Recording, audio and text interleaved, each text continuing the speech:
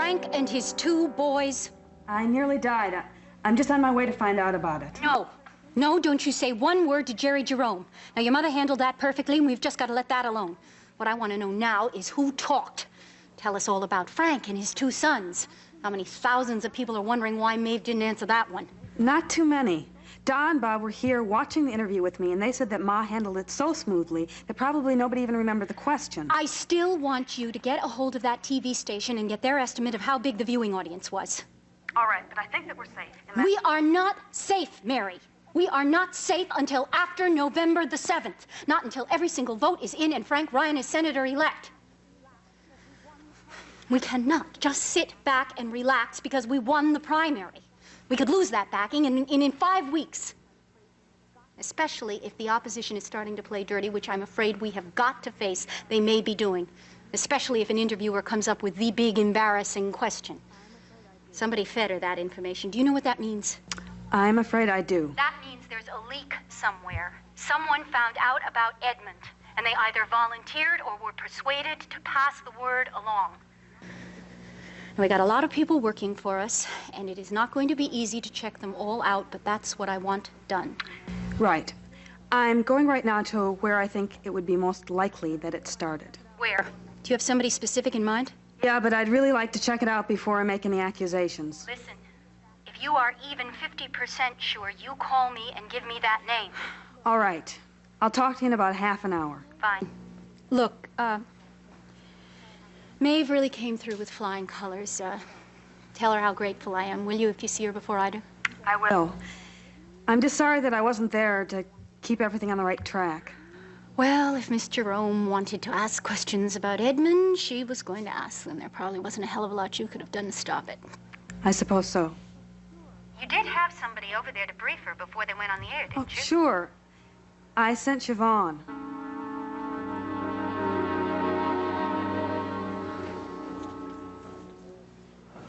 They're gone. Dear Lord. Cameraman's car got a ticket. I'm very sorry she asked you about Edmund. You were terrific. Oh, I thought my heart was going to stop. I didn't realize I'd said 2 sons until she brought it up to you. Would you like to go upstairs? I'll stay down and start things. Siobhan, it was... What did you say to that woman? When? Before you got here, she asked me how many grandchildren you had, and I automatically included Edmund. But I did not mention his name. I only said 2 sons, and I think that she picked up on it because her background sheet only listed Little John. You told a reporter what no one else has even dared mention outside of this family? By accident. Mother, I feel bad enough without you. Feel bad? Have you considered for one moment what this might mean to your brother? Siobhan, I want you to answer me. Hi, do you have a minute? Oh, sorry. Is this a bad time?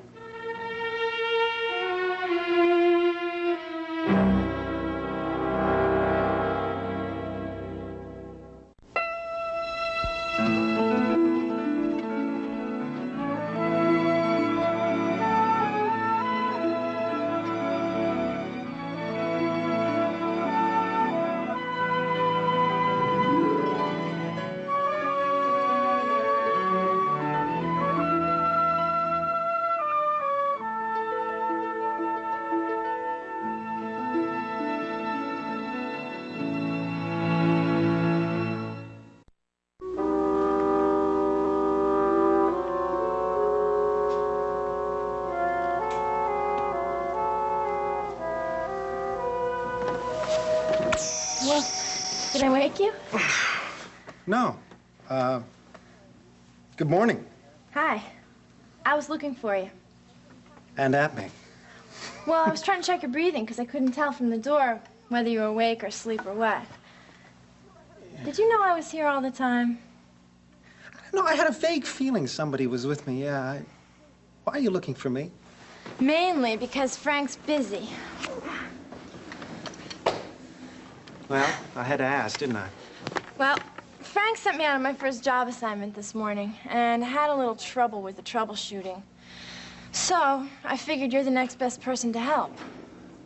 It's about the hospital strike. Oh, I see. You don't like that? Well, it was a rough time. It served its purpose, so I guess I don't mind discussing it now. Somebody's angry about the strike, right? Angry enough to oppose Frank's election. Do you know Ethel Green? No. Community type? A very active parent leader in the public schools. She missed being elected to the school board last time by about 100 votes. Anyway, she's bright and she's tough, and a lot of people listen to her. She's also an absolute love. My family's crazy about her. So am I. Well, she sounds terrific. Except for that she thinks Frank was the power behind the hospital strike. Apparently, she brought her little boy into the emergency room with a broken arm, and they had to sit for hours and hours because all the doctors were out picketing. Yeah, but emergency. See, emergency was the one place we had staff. That doesn't make sense. The House Association voted unanimously to keep it that way. Wait a second. I want to Yeah. write this down. Okay. Okay. Well, check your right pocket here. Yeah. You bring a pad? No, you didn't bring a... Well, lucky thing you're organized. Tell you what. What? I do have a lunch break coming up. Oh, Pat, that would be terrific. I figured. Her house is only a 5-minute walk from here, and I know that she's home. Yeah. Now, we could go there. Okay, just tell me everything. Get me a pencil and a pad. I'll write it all down, and I'll go to Ethel, and I'll read back what you told me. Have I been neatly manipulated? No. I wanted you to come with me the whole time. I just didn't have the nerve to ask because you looked so exhausted. Oh, I see. I have been neatly manipulated. Now, seriously, I don't con anybody. Not you or Ethel or anybody else. I believe you, Nance. Good. Oh. You sure you're not too tired? No, I'm raring to go. Isn't it nice Frank's busy? You know, I think you're flirting again. I am not. I like you. Can't you be my friend without worrying about mixed marriage? I'm not worrying about marriage. That's your worry, not mine. I'm just thinking about flirting. Okay, okay. I'll turn my head every time I smile. Oh, do that. Okay. And I'll keep my hand strictly to myself. Smart. Also depressing. Ooh, ooh. Come on, come on. Have we got all day?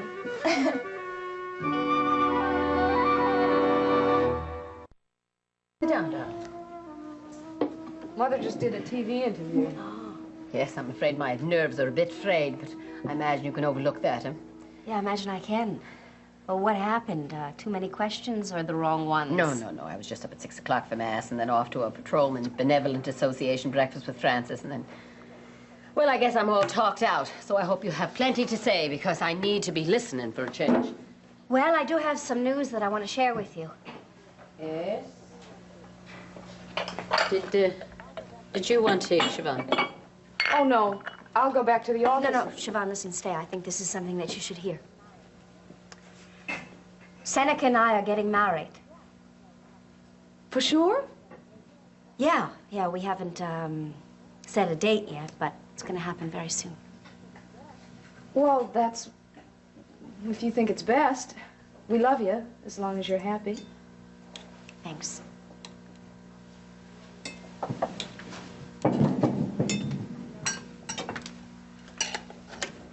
I know this is not what you would want for me, No, it isn't. but I really believe it's going to work. I wish it had with Frank. Well, if not with Francis, with almost any decent man. Anyone but Seneca. Darling, all I wish for you is joy. It's best just to leave it that way. No, but I can't leave it like that. I can't talk this morning. Maid.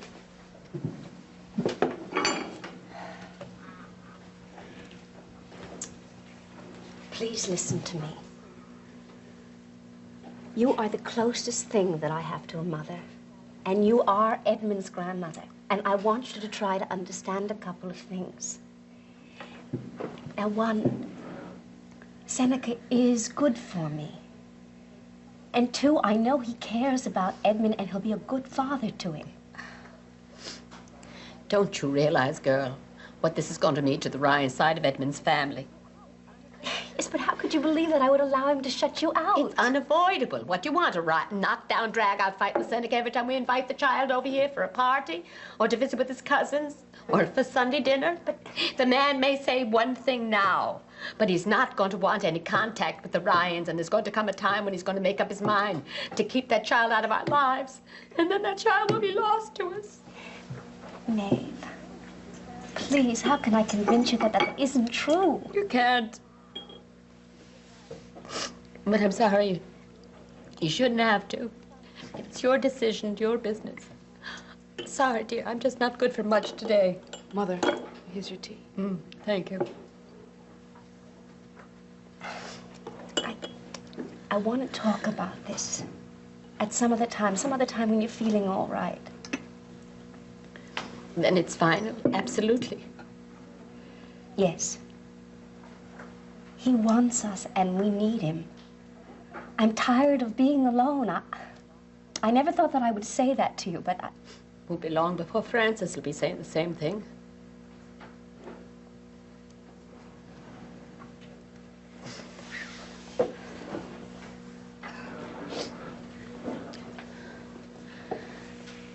he really is a decent man. I only hope you realize that at some point. You think maybe we could have lunch someday next week? Fine, I'd like that very much.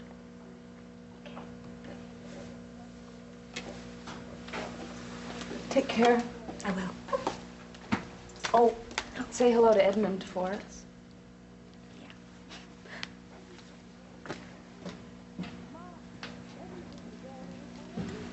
Ma, Edmund isn't going anywhere, really.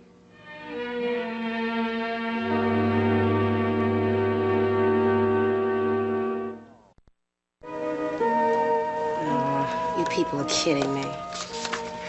This has to be a joke. Nah, they don't have brains to joke.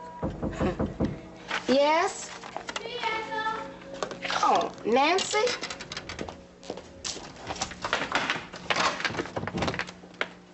Now that was quick. I told you I'd be back. Well, some folks say they do, but they don't.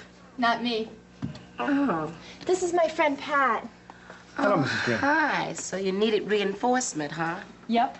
I sort of invited myself. I hope you don't mind. Oh, no. I welcome an interruption right now. I can only take so many pages of this school board report at any one time. Well, you're making chicken soup, but you're certainly not using my mother's recipe. Hers doesn't smell this good. Yeah, I threw in a ham bone. Ah, we don't have those.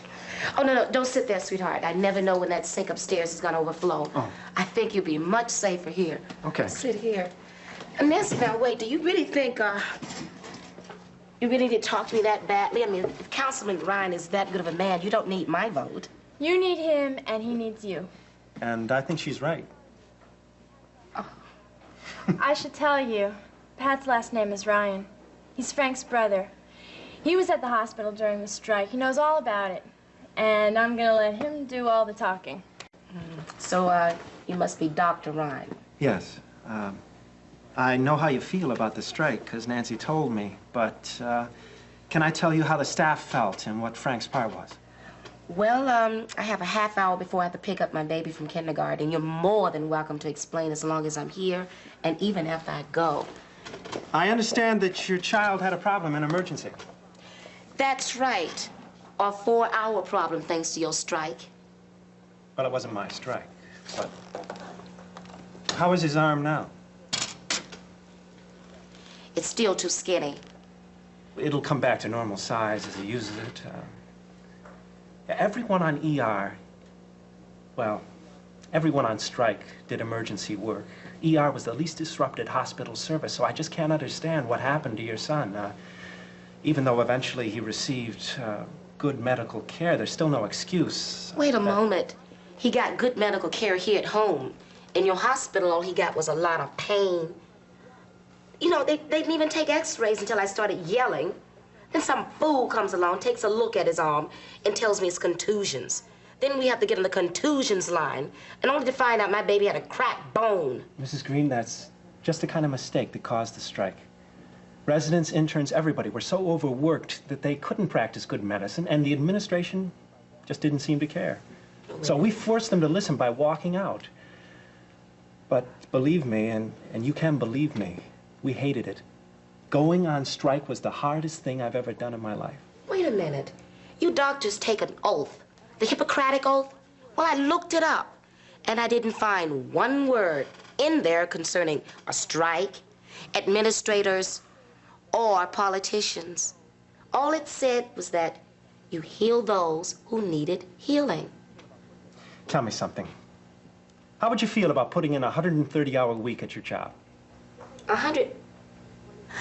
Okay, 7 days a week, 24 hours a day, that's 168 hours a week. You take away 130 for work, that leaves you 38 for home.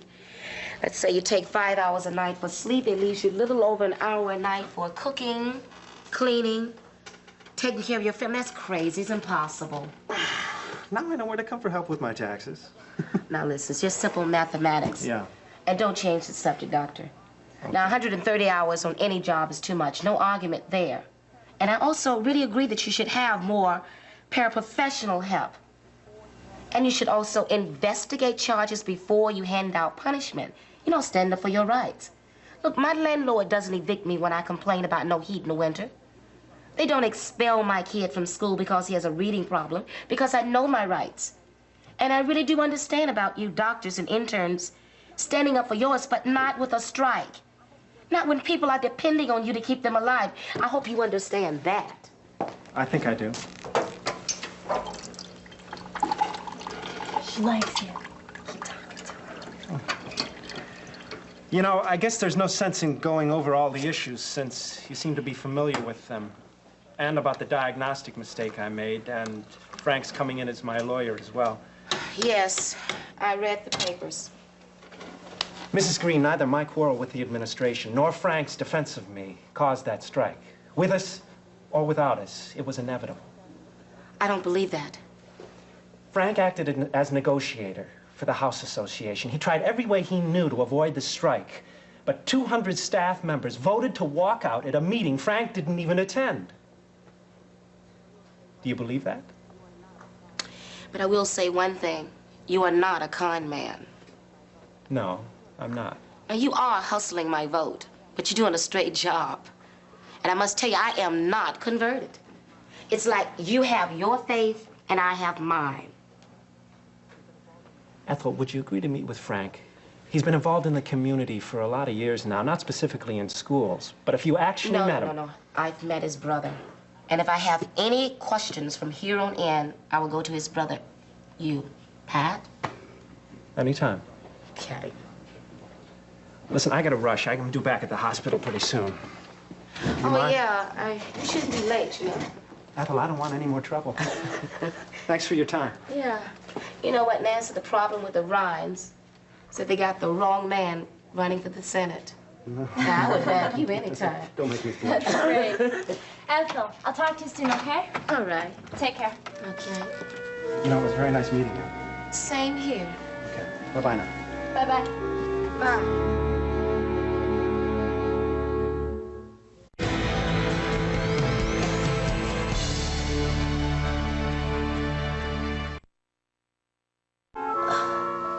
I'll start lunch if you want to go up. No, it's better now. It's possible that maybe Seneca isn't all that bad. All right, Siobhan, I think it's best if we get back to the subject of what you were saying to that Jerome woman. I slipped. I'm very sorry. I wouldn't do that on purpose. I think it occurs to me that it'd be wise if you go over the conversation and remember it word for word. I do remember it. And it was all very discreet except for that one word. Why don't you drink this before it freezes? Ma, you were amazing. Well, how did it come across? It was just fine, really. You just assumed that Jerome said 2 sons by accident? No, I was a little bit more in touch with reality than that. Or do you think we're in serious trouble? I don't know. I didn't talk to Frank, but I talked to Ray. She called and was half hysterical. I promised her I'd look into it. It's my fault. I was briefing her about the family before the interview, and I accidentally counted Edmund in. It's just one extra grandchild. I didn't mention any names, and oh, I could cut my tongue out. Mother covered it up. Okay, this is it. What? You're fired. Mary. She's fired! Yeah, and she has absolutely no business sitting there with her mouth open because she knew I would have to fire her. She pulled this. I told you right here in this room that you would be out next time. Oh, no, there wasn't going to be a next time, you said. But then along came this extraordinary opportunity to screw everything up and you couldn't resist. Oh, don't stop that garbage about me having some kind of unconscious need to make trouble. I'm gonna hit you with something. Oh, please, you're going to shut your mouth and collect your pay and get the hell out of my way. Stop it. This minute. Is fired. I work for Frank, not you. Oh, yeah, talk about getting hit. All right now, Mary. If one of you raises your voice one more time, I will not be responsible for what's going to happen in this room. I'm sorry. You started the yelling. Now, you said there was some kind of problem before what? Never mind that. The point is, she was warned. Look, I asked you not to put me in this position, but you just couldn't resist it, could you? You had to make me out the bad guy. Oh, listen to her. I'm the one who's fired and you're injured. All right, I'm getting out of here. No, I'll go. We're in no state to talk about this now. I'll come by later with Ryan and I'll talk to you. You were terrific. You look great on TV. Do you want me to go over there with you? No, I don't. If there's any stuff around hanging around the press office, I'll collect it. Drop it by.